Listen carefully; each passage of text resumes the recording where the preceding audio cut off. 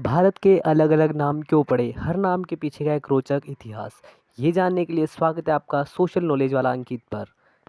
सर्वप्रथम देखिए सैटेलाइट के द्वारा लिए गए कुछ मनमोहक भारत के दृश्य।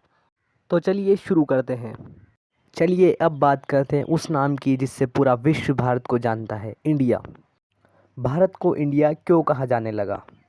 समय के साथ बाहरियों ने हमारे देश को इंडिया कहना शुरू कर दिया, जो बाद में एक प्रचलित नाम बन गया, जिस नाम से भारत को पूरे विश्व में जाना जाने लगा। ये नाम यूनानियों के जरिए आया, जहाँ हिंदू को इंडस कहा जाता था और हिंदुस्तान को इंडिया कहा जाने लगा। जब अंग्रेज भारत आए तो उन्होंने भी यही नाम अपनाया और आज भारत का यह नाम इंडिया अंतर्राष्ट्रीय स्तर पर स्थापित हो गया है।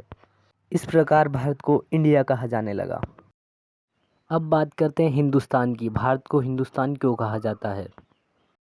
प्राचीन काल में हमारे देश में बहने वाली सिंधु नदी को फारसी भाषा में हिंदू कहा जाता था। सिंधु नदी के पार रहने वाले लोगों को हिंदू कहा गया और उनकी भूमि को हिंदुस्तान कहा जाने लगा।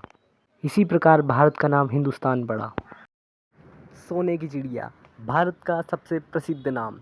ये नाम भारत का क्यों पड़ा? इसके पीछे का कारण है, भारत में पुराने समय में बहुत सारा सोना पाया जाता था।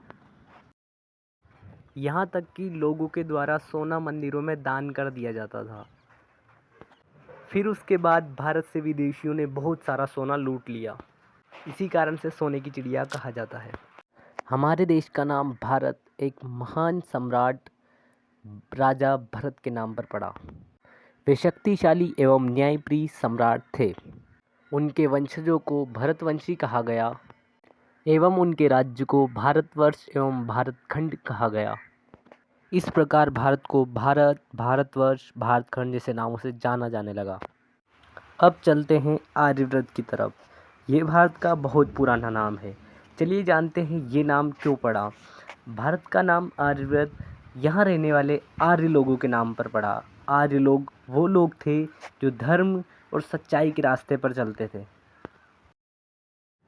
अलकापुरी, यह नाम बहुत सारे लोग नहीं जानते होंगे, पर भारत को अलकापुरी नाम से भी जाना जाता है। भारत को अलकापुरी इसलिए कहा जाता है क्योंकि यह भारत भूमि प्राकृतिक संपदा, खनिज, जल, वन, पशु आदि और संस्कृति से बहुत ही समृद्ध है। इसीलिए भारत को अलकापुरी कहा जाता है।